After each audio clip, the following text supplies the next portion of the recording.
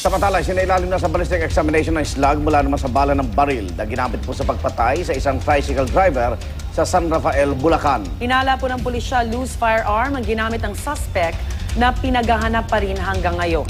Lumalabas din sa investigasyon na posibleng suspect din ang lalaki sa iba pang kaso ng pagpatay. Narito ang report ni Emil Sumangi.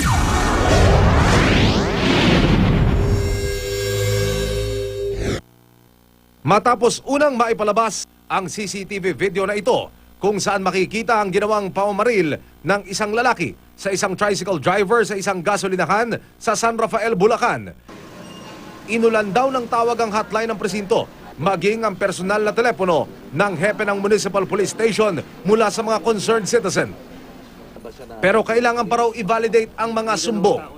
Meron na po kaming sinusundan lead, inaantay lang po nung pamilya na mailabing yung biktima at para makipagtulungan po sa amin. Ayon sa San Rafael Police, kung pagbabatayan na naging body language ng suspect sa CCTV video, ang forma ng pamamaril at kung paano ito humawak ng baril, tugma raw sa description at impormasyon ng callers sa isang at-large na suspect sa isa pang murder case na naganap sa katabing bayan ng Baliwag nitong nakalipas na buwan. Sumasailalim na rin sa ballistic examination ang isang slug na narecover sa crime scene na mula sa balang pinaputok ng suspect gamit ang isang malakas na uri ng revolver.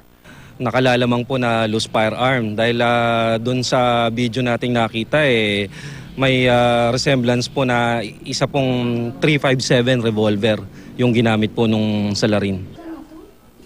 Road rage o alitan sa trapiko ang lumilitaw pa ring motibo kaya't pinatay ng suspect ang biktimang si Fernando Rapsing. Pero ayon sa pulisya, sinisiyasat na rin nila ang iba pang posibleng anggulo.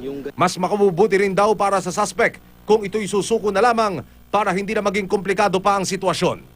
Para sa Unang Balita, Emil Sumangil, reporting.